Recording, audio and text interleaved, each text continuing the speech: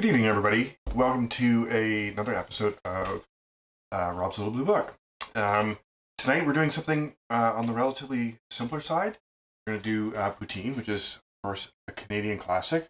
And I want to do this for a couple of reasons. First of all, Poutine is really, really good. But also, it gives me an opportunity to show you guys how to make a homemade gravy, which I think is a really useful skill to have. And I can show you a bunch of different ways to tailor it to your taste, kind of make it your own. This is kind of my go-to gravy for everything, really. It's really good for also like family events. When you have to make something in advance in a gravy and you're not going to have like a turkey or a roast or whatever with pan drippings, you can make this up in advance. You can always add drippings at the last second. So very straightforward. We are going to start with a cocktail. Poutine is Canadian, Quebec even. And so I, again, researched Quebec cocktails, not being that familiar with cocktails in Quebec. There aren't really a lot other than like warm Quebec 50. However, the Sortilège website, so Sortilège is from Quebec. We're going to be using this tonight, which is a fantastic liquor. It's a maple infused whiskey or a maple whiskey. It's sweet. It's definitely like an after dinner kind of thing, maybe. But I haven't had it in ages. It's a wonderful cocktail. It's from Quebec. It's delicious, and so it's fantastic on its own. The only cocktails I could find with it, of course, were on their website as sort of promotional things, and I don't think they reached all that deep because they had the Sortilège Mojito, the Sortilège Manhattan, or Martini rather. So yeah, they didn't stray too far from the tried and true. But we're gonna try the Sortilège Mojito because I had some mint in the fridge that I wanted to use up. I haven't made a mojito in a while, and also we haven't done a muddled drink on stream yet. Although we might have done actually mojito. In any case, let's get this started. So muddled drinks are really easy. I'm gonna save. We got some mint leaves here, which are really nice. I'm gonna save like, oh, you guys can't see. There we go. I'm gonna save like one or two of these, three of these, I guess, for like a little garnish. It's nice to sort of tip them into the glass for a little color. The rest go in the thing. If you have a dedicated muddler, that's great. This is my rolling pin that I use for making tortillas, like flour tortillas. And what you want to do here is you just basically squashing up mint, muddling it. What this does is it presses the leaf, releases the oil into the drink. And we're going to show you that. That's pretty straightforward. This drink also calls for, of course, an ounce and a half of Sortilège, which I feel should be 2 ounces. I'm going to go for 2 ounces tonight. It's kind of a 2 ounce kind of night. So I'm going to, let's just do mix it here. We need so as if Sortilège wasn't sweet enough, the recipe also calls for a pinch of brown sugar, which is now hardened on me, so I'm not going to use very much of that. This is plenty sweet. I think hopefully this is just for flavor. Just going to use a bit of that. And that's it. So we're going to add some ice to this, and tip it back into the shaker, and give it a shake.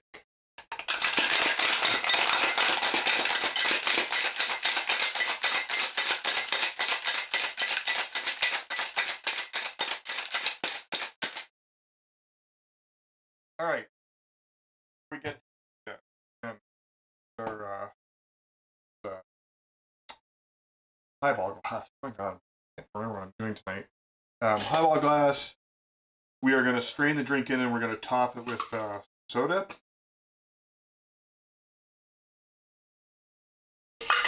Smells good.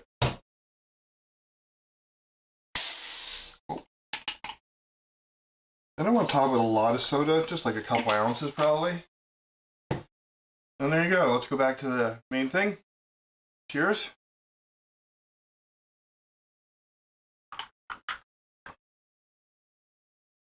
And I was right, it's really sweet. The mint takes some of the edge off the sweetness a little bit.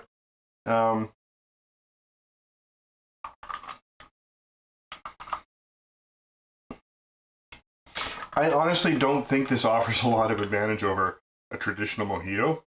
I quite like sortilege just over ice on its own, which is how I'm going to serve it next time. So this is good, but honestly, if you like mojitos, just make a mojito. This isn't better than a mojito. It's too sweet, first of all. The mint is nice, but the mint is also nice in a mojito. So we haven't really been hitting it out of the park with the cocktails lately, but there you go. That's the mojito. I'm actually just going to a sip of beer. Not the best tasting cocktail. Okay, let's get on to business anyway. We'll have to, maybe we'll go back to the classics for the cocktails. Make something, you just run out. We've been doing this, what, a year now? Longer? Like 60 cocktails is a lot of cocktails to make that are all different. Eventually, we're going to have to go back to the tried and true. Okay, so first of all, what do we want to do first? I think what we want to do is we're going to get the fries going first.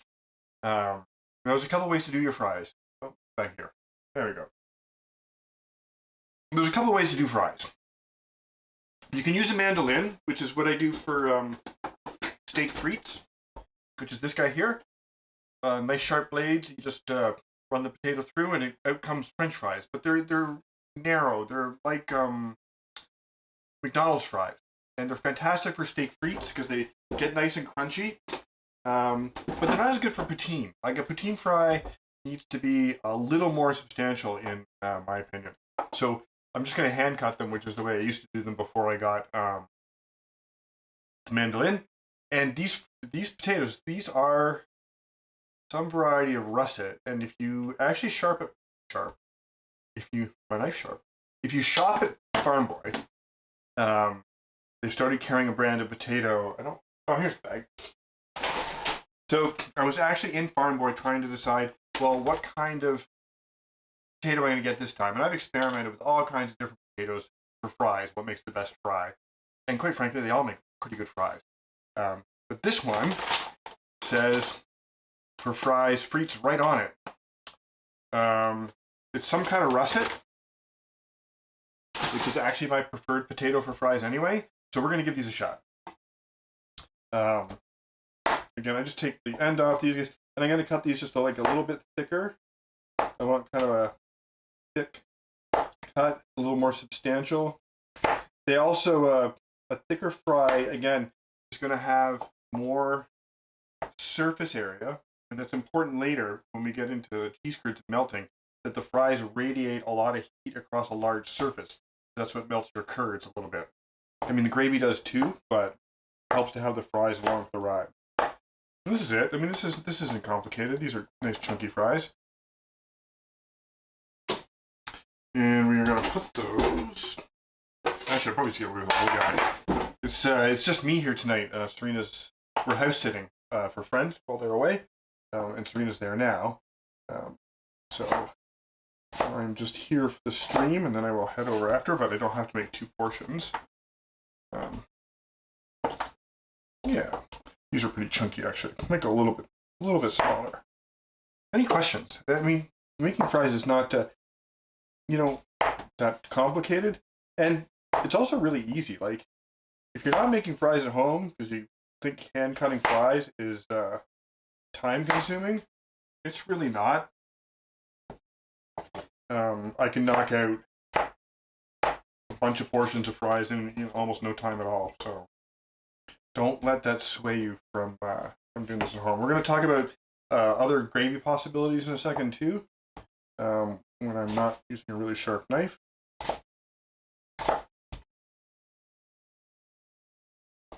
I'm going to do one more. I'm kind of hungry tonight, so I'm going to make fries.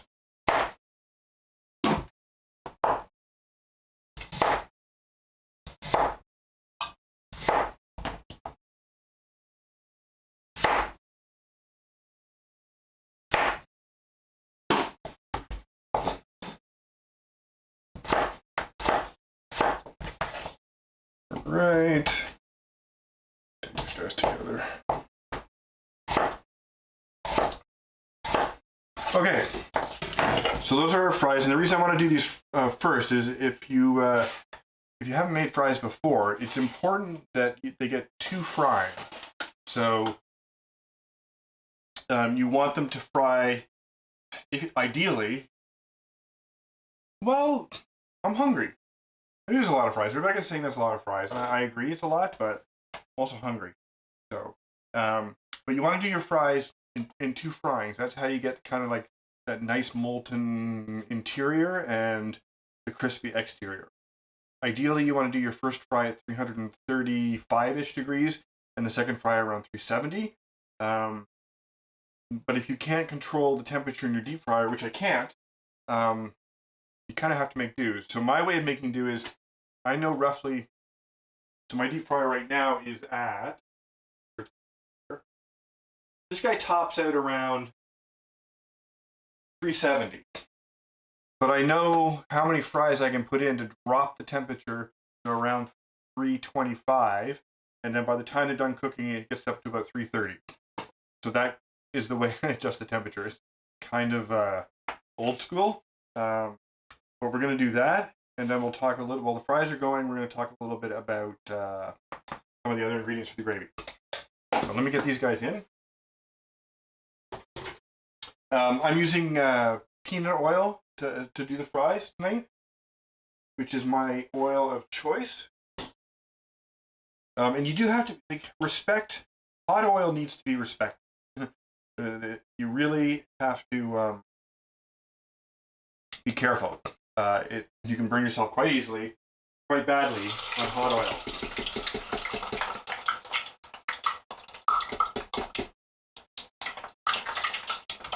And I'm going to do 2 fries, because. So let's talk a little bit about what happens when you fry something. Let me get the timer on here. One of the mistakes people make, and you'll notice I just put in 1.5 skimmers full of fries into a whole lot of oil. And one of the mistakes people make with just deep frying in general, is if the temperature of the oil drops below certainly if it drops below the boiling point of water, you're going to have trouble because the oils can get into the food. At over the boiling point, the oil vaporizes the water in whatever you're cooking, whether it's a piece of chicken or French fry or whatever, and that expelling vapor keeps the oil from getting into your food. If your oil temperature drops below that, and I like to say above 250 at an absolute minimum, the food will just soak up the oil. And once it's in there, it's not coming out. There's no going back. So take your time in your deep frying. Just a little bit at a time. And keep an eye on your oil temperature.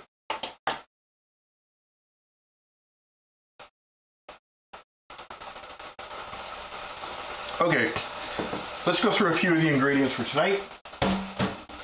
So, because we don't have drippings for our gravy, we really want to punch up the flavor. And the way to do that is a classic mirepoix, which is celery, carrots, onion, which we're going to saute and put quite a bit of color on in some butter. And this is also, you guys can't see. I don't have everybody yelling at me to switch the thing. This guy here, which is hard to see, is an heirloom tomato, which I roasted in the oven on a quite high heat. And roasted tomatoes are an incredible source of just a huge umami flavor. The gravy obviously is going to taste like tomato, but it's like red MSG. It just releases an incredible depth of flavor into your gravy. So, and you can use this trick with any kind of cooking. I actually stole this idea. Oh, I didn't steal it. I learned about this idea from Ivan Orkin, who is the guy behind Ivan Ramen, because I like making ramen scratch too, which I don't think we've done yet. And this was one of his signature things in his bowl of ramen is you would have half of a roasted tomato to just give it that umami punch. So we're going to do that. Other ingredients, we've got like butter and flour here because you'll see we're going to thicken our gravy with a roux, and you'll see how that works in a little bit. We've got our cheese curds, of course, for later. Got some black peppercorns, which I'll explain in a sec. And behind me somewhere is some beef stock. So, what kind of stock do you want to use for your gravy? It's a good question. And honestly, it depends on what you're going to use it for. Now, if I'm making a gravy to put in the freezer, and this freezes beautifully, if I'm making it and I don't know what I'm going to do with it, I'm going to use half beef stock, half chicken. One sec, let me get the fries out.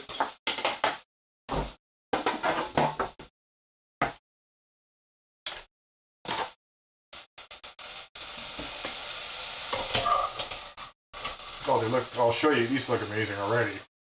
They look done, and they're not done. This is the funny thing about these. The outsides are nice and crisp. You guys can see, oh, no, you can't see. Hang on. There we go. So there, we got some nice color on these guys. Second batch in. And then we'll talk a little more about stock.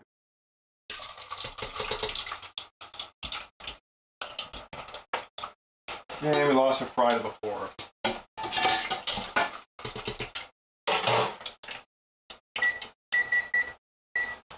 Okay, and as I was saying, if I don't know what I'm doing with my gravy, I'm going to use half chicken, half beef, and I'm going to put a little bit of, you can see here, I'm going to put a little bit of dried thyme in there, and possibly chuck in a bay leaf or two, and definitely at least 5 peppercorns. However, tonight I know what I'm using the gravy for. It's for poutine. And a poutine gravy is a beef gravy that's quite peppery, so we're going to put a lot more peppercorns in than I would in a normal gravy. I'm going to skip the thyme, which I don't think belongs as a flavor. I'm going to skip the bay leaves. I don't have any. But I probably wouldn't put them in anyway.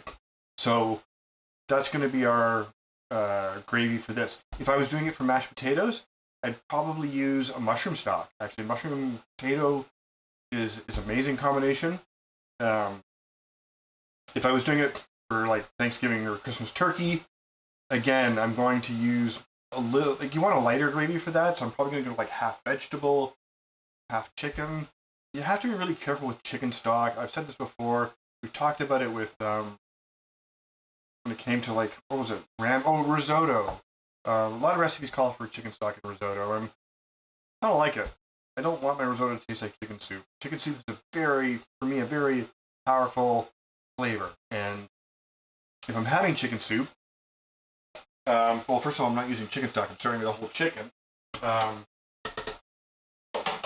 the only thing I want to taste like chicken is, oh, did I not have the picture-in-picture? It's there. See? We can talk like this.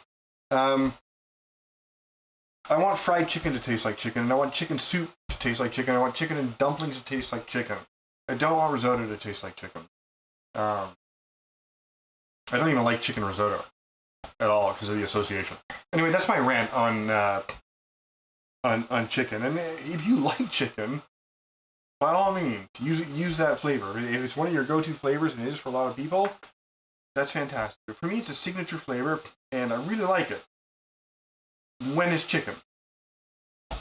So, let's get started on a little bit of prep for this. So, I'll show you how we're going to do this. We're going to do this again in the mini chop, my favorite thing ever. We're going to do a little bit of prep on these vegetables to get them ready for the mini chop. I've already peeled the carrots. Normally, since this gets strained out, normally I would peel the celery, but these are celery hearts, first of all, so they don't really need it. We're just going to chop this up.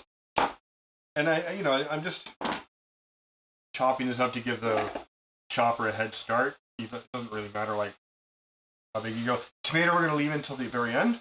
And again, onion, like we're just doing a rough chop here. Doesn't have to be elegant. Doesn't have to be a small dice or anything fancy. I'm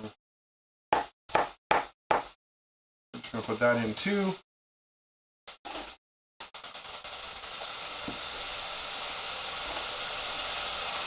And we want this like, don't puree it. If you want it like about like an 1/8 dice-ish. I just go to here. Like in my little mini chop, there's a point where it just kind of stops mixing, and that tells me it's done. But again, you'll get a sense of it. And again, always, guys, listen to what the things in your. Oh, is it? I bet, because you never listen because of the sound delay at home. So Serena doesn't listen. She listens to me live, I guess, in the one room, but it's a significant delay. So I guess it's really disorienting for her to have speakers on. So this is a whole new experience for her. I'm going to be interested to hear the comparison. But when you use the stuff in your kitchen, it's going to tell you when it's done, right? I can see the sound of the chopper changes, the speed of the blade changes. I can tell right away when it's ready. And it's experience, right? Oh, I don't know if the timer went off or I just forgot to set it.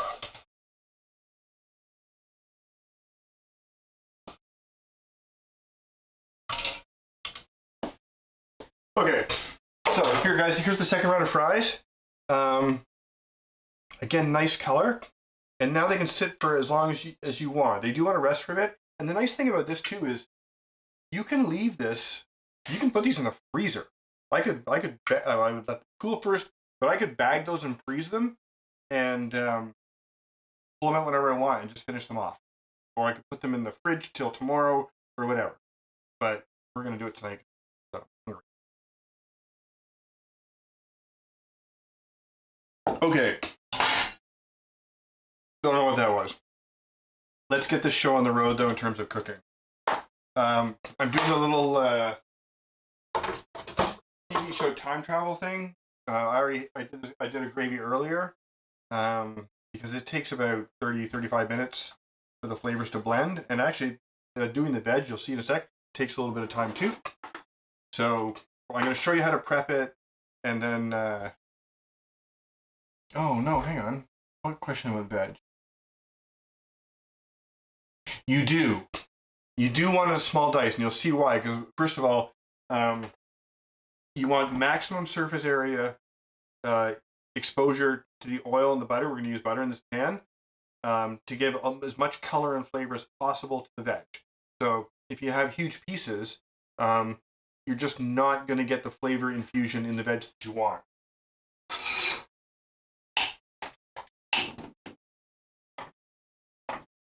And we're going to be a little aggressive with the heat here. You don't need to be. That's about 3 tablespoons of butter, I guess. Ish.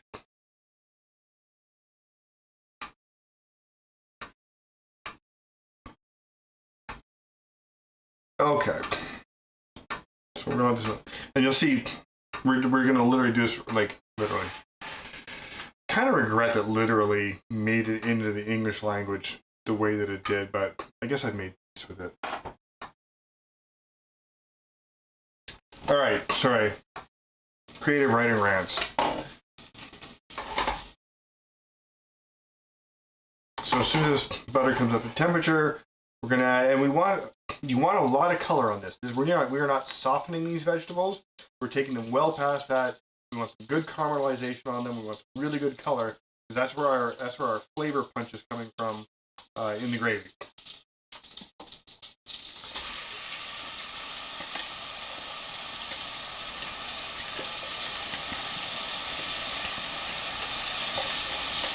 Okay. So there we go. And this is going to take a little bit, so you have to bear with me. I'm going to rush it just a little bit here, but you really don't want to, if you can help it. A lot of things, when you're caramelizing vegetables, there's a lot going on. It's a transformative process, and you can't rush it. I'm not going to rush it too much. I'm going to rush it a little, but you do want those flavors and the sugars to get caramelized and that transition to take place. I mean, I could crank this heat and stir fry this and have color on these in just a couple of minutes. That's not exactly what we want here.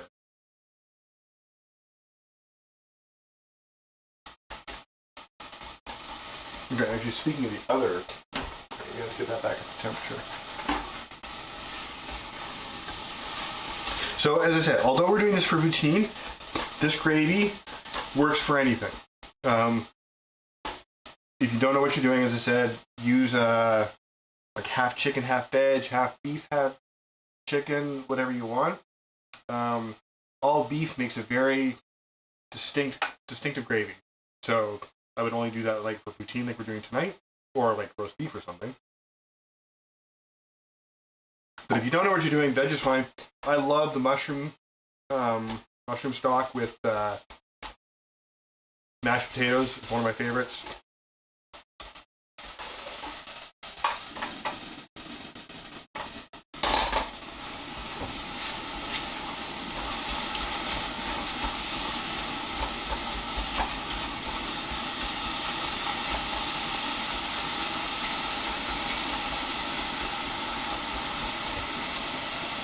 How's the lighting tonight? We invested in a new, we used to have this incredibly crappy grease collector. It was one of those weird hanging pendant things where you could put pots on it, you know, like the hanging pot racks, which I never understood because people always hang them like in their kitchen and they get covered in grease. Oh, I can see I'm getting like fog now. Okay, hang on, let me move this to one side here. Oh, I guess I should move it the other way. Hang on. There we go. Move it over here. You guys can still see, right? I don't know why my mouse is here. My mouse is usually off screen.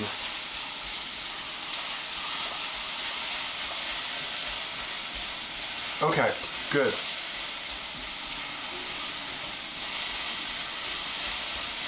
I've got the overhead about half power, I think, Serena. It was way too bright. It was making me look like a villain, cartoon villain.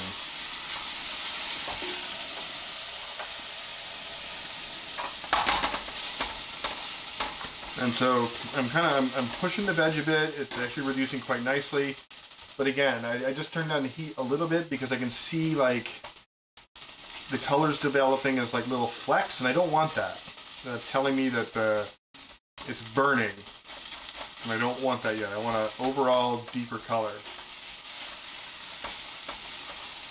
It's a good thing this freezes. Lamp. Oh, you know what? The lamp's off. I didn't turn the lamp on. The one near the kitchen's off. I didn't even notice.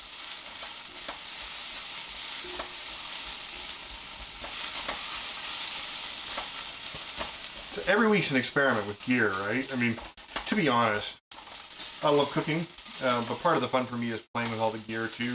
I'm a sucker for cameras. Oh, congratulations! Everybody should have a blue book. It's an excellent thing to have. Talked about that last week. I should bring it up. You know, maybe I should just. I should bring that up every week. You know, I feel like people kind of call Rob's little blue book now, but maybe they forgot why.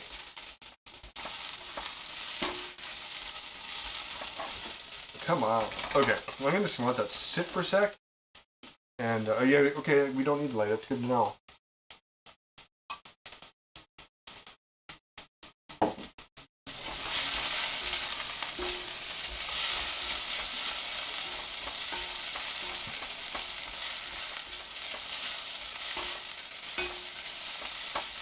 Yeah, I don't know if you could see the actual smoke coming off this pan, but we're getting very close to the color I want here. So this is also where the roux comes in. So of course the flour is going to go in a second because this gravy's thickened with the roux. It's not that we're cheating, but we've cooked these vegetables in a whole ton of butter, and then we're going to use that butter, that oil, with this flour to make a roux, which will thicken our gravy eventually.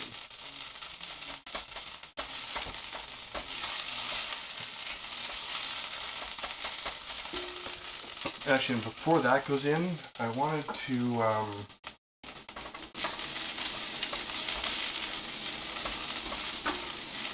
yeah, okay. So I don't know if you guys can see. I've got enough color here.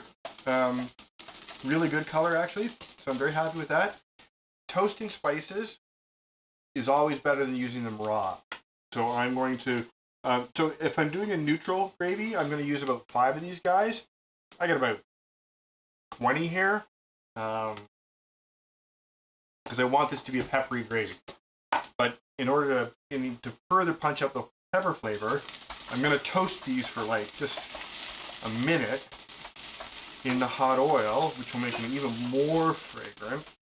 And if I wanted to go completely overboard, I could crack them slightly, but I don't really need to do that because this is going to sit on the stove for about 30 minutes. So we're going to get plenty of pepper flavor.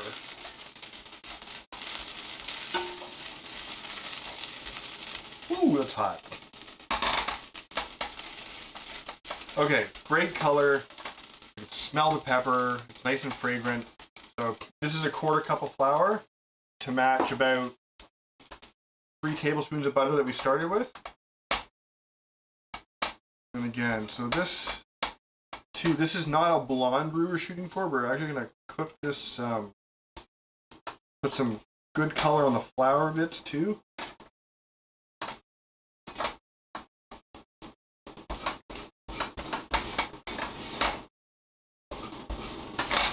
And again, you can season this. Oh yes, we're gonna make that a drinking game now. I'm gonna take a drink. Bay leaf and thyme would be appropriate seasonings for this, even for a general all-purpose gravy. I'm not using them because, as I said, I don't think thyme is right for a poutine, and I don't have any bay leaves.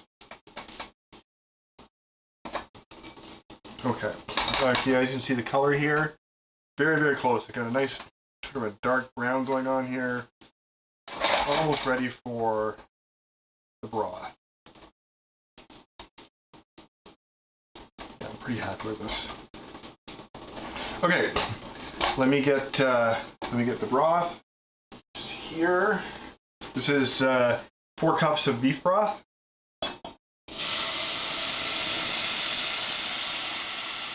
Gonna fog my camera for a sec.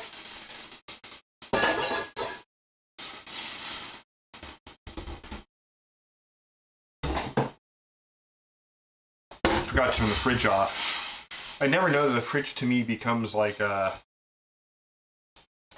background white noise kind of thing, but I've noticed it showing up on stream, so I'm hoping I caught it in time.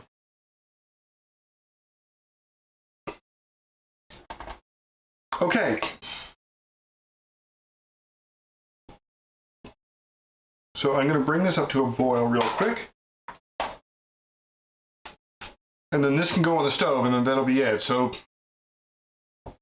if you have any questions... Oh, almost forgot our tomato.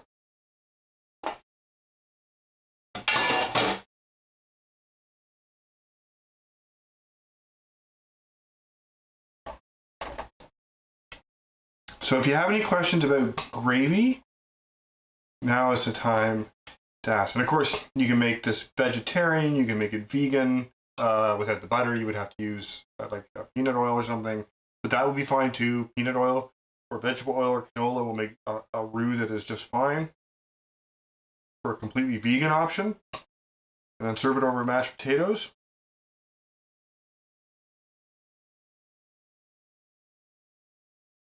And I think I'm just going to park this guy on the back burner right now. No, I'm not a fan of garlic and gravy. It's, give me a sec, guys. Garlic and gravy is an extremely, okay, well then, by all means, make it your own, you know? We're talking about my personal preferences. I don't like thyme in poutine gravy. You do, that's fantastic. I don't like garlic pretty much in any gravy. If I want a garlic flavor, I'm going to introduce it another way. Like if if I'm doing garlic mashed potatoes, for example, then I'm going to do that in the mash, not in the gravy. But you could probably, you could probably find a case where garlic and gravy is right. I can't think of one offhand. Okay, here's our cheese curds. I did the squeak test; they're great. Got these at Farm Boy, and now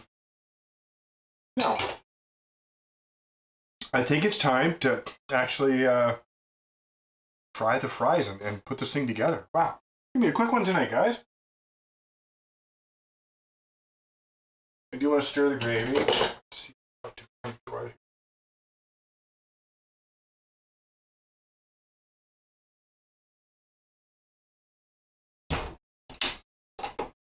I'm going to pop a bowl in the... what am I going to use for this? What do you guys think? This is the bowl I'm thinking about using. I can do that, or I can do a deeper ramen-style bowl. Tough call.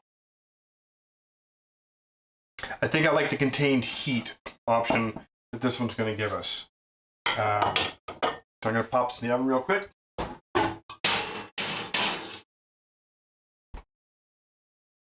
While we get our fryer. Okay.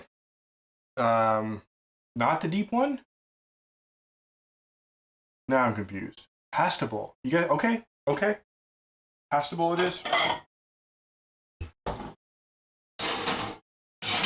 Not sure how I feel about it, but okay. No, you guys have spoken. I'm gonna go with the combined wisdom, the crowd theory. I've crowdsourced an opinion here. And I'm just making sure these guys are all separated too. Just pick them over a little bit. So the fries look good. So now I started with these in 2 batches, but because they're warm still, they're not going to drop the. Well, we're going to talk about that, Serena, in a second, because that's a contentious issue in the poutine world. But because these are warm and partially cooked, they're not going to drop the temperature of the oil a lot, so I can get away with frying these in 1 batch the second time. So you'll see, we can talk about it now. The poutine world is split. It's almost like the butter tart world on how to build poutine. So some of them say fries, curds, gravy. Some of them say some fries, curds, some more fries, curds, some more fries, curds, and gravy. I'm open to suggestions either way. I like the build method because I find that you sort of get like an even dispersion of cheese curds throughout the dish. They also melt a little better. I find on top don't melt as easily. But let's see where we get to. I'm going to check my oil temperature.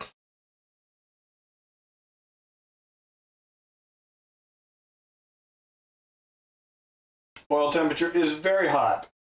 380 degrees, which is exactly what I want it. Gravy's at temperature. We are good to go.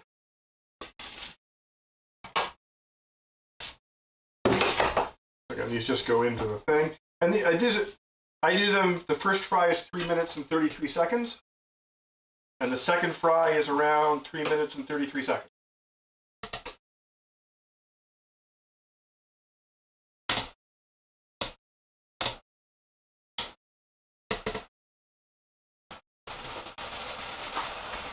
The other interesting thing about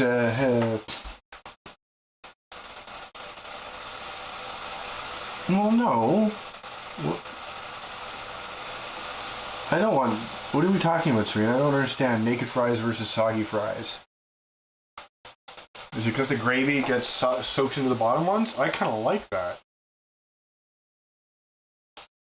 Not sure where we're at here.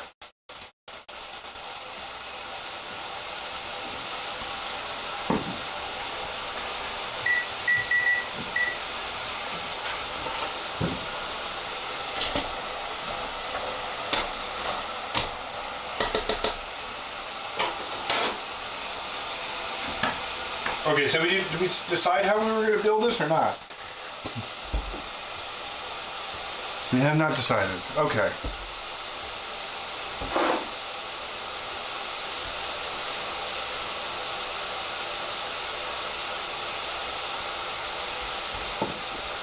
Uneven layers of gravy versus fries. Okay. So are we doing like a one layer thing? I like to stack it up. Now I'm confused. We will figure it out as we go. I'm gonna need a fork though, one way or the other. Oh, I didn't taste it. So I tasted this gravy. So I wouldn't do this if I was putting it in the freezer, but all right, we're gonna stack it. I seasoned this gravy to taste with salt because I know I'm using it tonight. If I was putting it in the freezer, I would leave it unseasoned. Okay, that makes sense, Serena. Like, we're gonna do a combination of both here. We're gonna stack probably in. I got enough fries, I think, to do 2 layers. So I think a little bit of like almost like nachos, right? Like the King's Crown we do.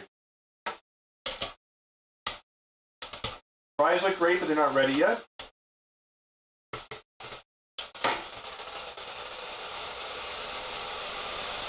I have a feeling the bowl's hotter than hell, so I'm gonna get that out of the oven right now. Ow, I was right. It's very hot.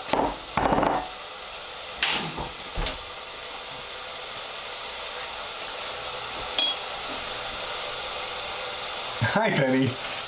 Like, poutine is very, very technical. Who knew, right? And definitely, we always talk about plates in the oven or whatever. You definitely want a warm bowl for poutine. It's like, it has to be as a given.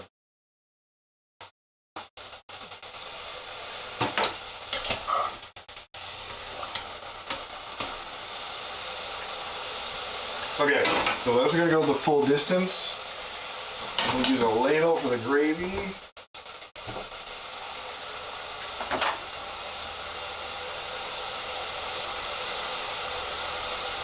Yes, this is a very Canadian dish. You know what else I want to? I'm going to pour some sortilege after this and just sip it.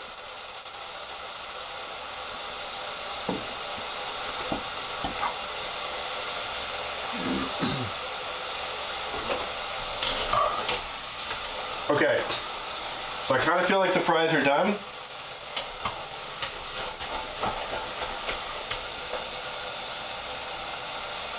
So we're going to go with a decent coating on the bottom. I feel like the base doesn't have to be as much as the topping. And then a generous thing of cheese curds. I love cheese, guys. You don't have to go crazy with yours like this, but a good layer of cheese curds. This looks good so far.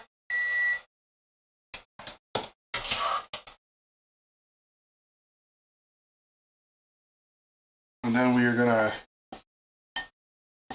get another layer of fries just right over top. Also looks good.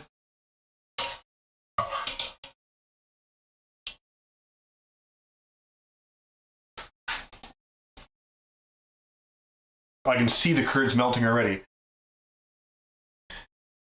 Right now, I prefer the consistency that's in this pot here. Which actually, I don't know if you guys can see, is kind of like an in between. I don't like a super thick gravy for sure. I actually really like the consistency of this gravy that I've got going right here. I actually don't feel like you can have too much gravy in a poutine dish.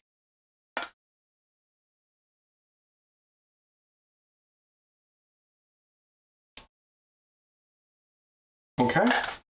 How do you guys feel about the amount of gravy on there? Well, yeah, that would be crazy. Do you think I skipped it? Oh, wait. Shit, the top layer of curds. Did I put a top layer on? I didn't. Okay, well, now we need more gravy. Totally forgot the top layer. No, I feel like another... Okay, so here we go. Oh my god, this is a heart attack on a plate at this point. Get a little more gravy in there. Just to get those dress up the plate a little bit. So there you go, guys. This is... I'm not at the pass. I don't want to serve this. What do you guys think?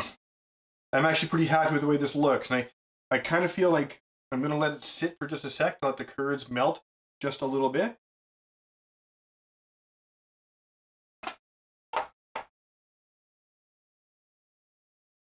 So one thing I normally do with my fries, which I didn't do here, is I toss them with salt. The reason I didn't do it here is because I've already seasoned the gravy. And if I toss the fries with salt, it's going to be too salty. So let's get in here. A melted curd. Oh, the ones on the bottom. Ooh, look at those. I'm going to grab one from down here. Hot. No, doesn't need a bit of salt. It's perfect. I salted the gravy for this dish, so I think we're good. Oops, that's not what I want. That's what I want. Yeah, we kind of nailed it. The fries are perfect.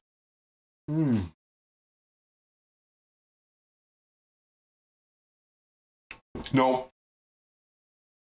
It's good. It's good. I'm going to add a bit of salt. We'll see.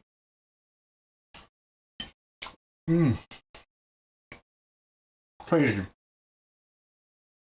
Back to food camera a second. I want to put this on display. So I'm going to give it like a little... I'm going to salt just the top half here to see if we can punch it up too much and see if that's too much.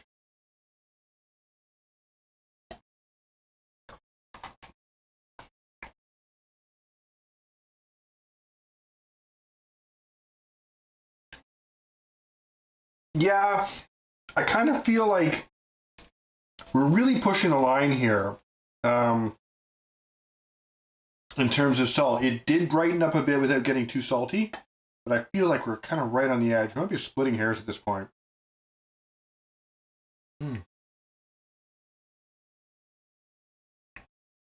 So there you go, guys. That was really good. I'm just going to eat for a sec. Now, I'm really sorry it worked out that way. But I have a fridge full of cheese curds. So we can do it at the same time. Giant bag of potatoes. We could eat this all week. Maybe we will. Okay, I can't get my curd. There we go. Look at that. That is a fork full of heaven. And they're really squeaky. You guys can't hear it, obviously, but I hear it in my ears. It's funny. Auditory sensation. I can do that, Rebecca, the deep fried cheese curds.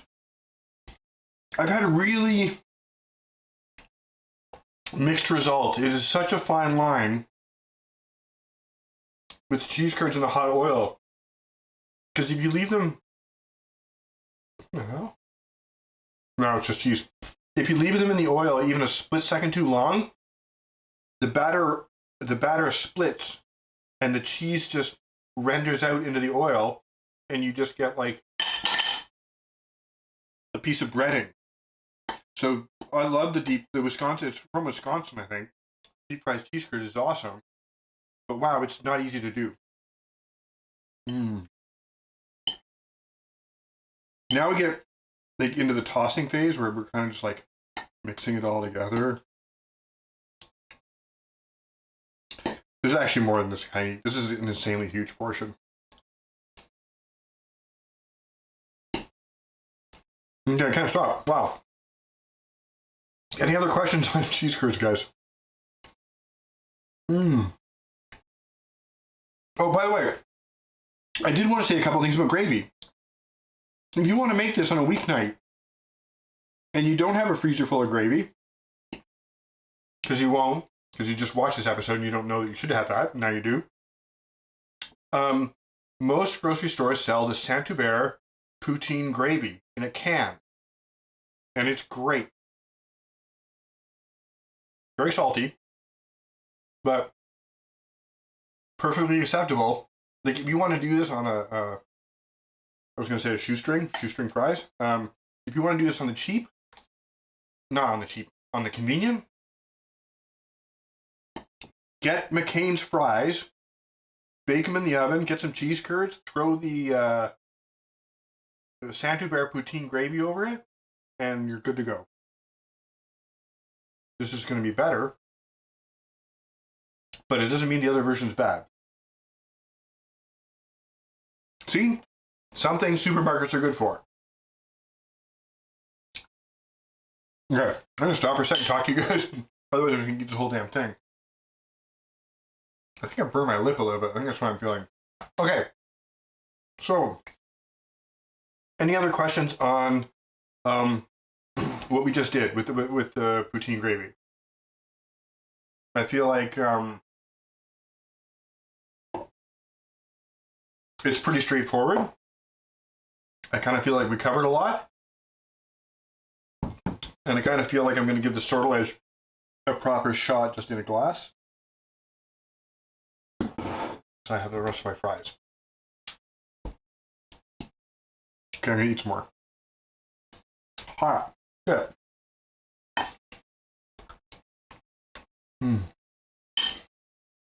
Well, thank you for suggesting this. I can't believe it took us a year to get around to Canada's iconic dish. But I'm glad we did. And that's kind of all I got for this week. We can talk a little bit about next week. I had some calls for chicken fried steak, which I haven't made in ages. And it's a fun dish, for sure.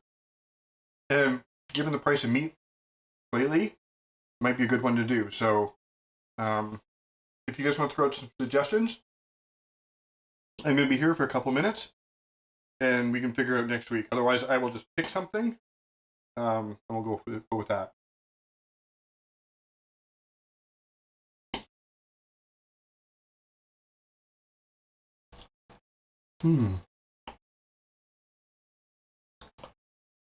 Yeah, this is crazy good. I am a little like, I want to give it another shot, Serena. Like, fresh noodles? I can do fresh noodles. Okay, let me take these in order. I feel like there's this mystique, this thing about chicken fried steak that I haven't gotten yet. Serena's right. I've made it a couple times and I was underwhelmed. But it's this thing. It's like everywhere and people rave about it. And I just feel like maybe I didn't get it right. So I'm willing to give chicken fried steak another shot and see whatever. No, I know, but okay, so you're right. It is against Rob's Little Blue Book, but a lot of these recipes, okay, the poutine isn't in the Little Blue Book, but the gravy is. But these recipes are also about exploring things for you guys to put in your own books. It's not about my book, but your book. And so I already have a pretty full Little Blue Book, and I add to it all the time. Although less regularly now because it's running out of things to put in it.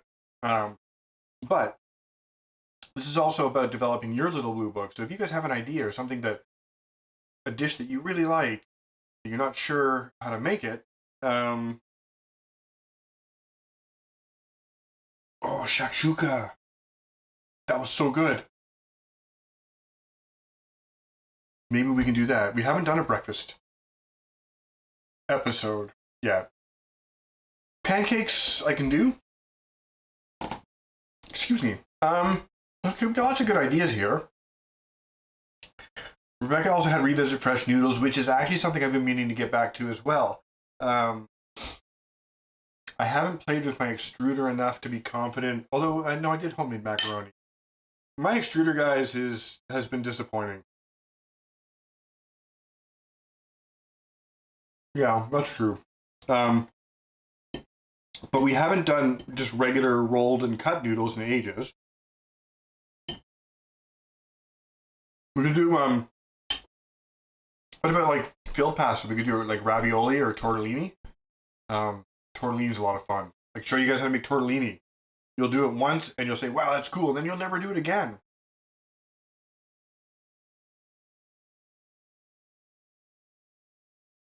Okay, I'm just stuffing myself. Okay, I'm going to take a break from the food. So we have a lot of good ideas here.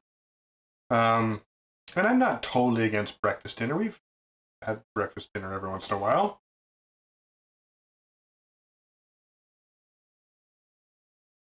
Yeah. So just to go back to the beginning of this whole thing, this is wonderful in a glass by itself. I applaud the Sortilege marketing team, but I don't feel that Sortilege belongs in any kind of cocktail. It's wonderful just like this, and I think anything else you do to it detracts from how great this is. Mm. Now I'm just spoiling myself. In any case, guys, I have kind of covered everything I want to cover for tonight. We've got suggestions for next week. Nobody did say tortellini or ravioli, so we can leave that alone for a bit, which is also fine. Oh. Well, okay, so I have a love-hate relationship with tortellini. I think it's really cool, and I love to eat it, and I make an amazing duck tortellini. Like duck meat and fresh stuff in there, and it's really good. Making tortellini is a pain in the ass, but it's fun to do, and it's a really useful skill to have. So I can do it, and I think it would be fun to do on stream. I'm not going to make a career of making tortellini every week, but I can show you guys how to do it because it's a really fun thing to do, and it's sort of one of the iconic filled pastas. Ravioli is cool too. It's not as elegant. Of course, neither am I. I don't know. Let me think about that. We got a lot of ways to go. I have been meaning to kind of like get back to some Italian cooking. Because it's kind of what I like to cook a lot. So maybe we'll do that. In any case, pierogies from scratch. Like with the dough, rolling out the dough and everything.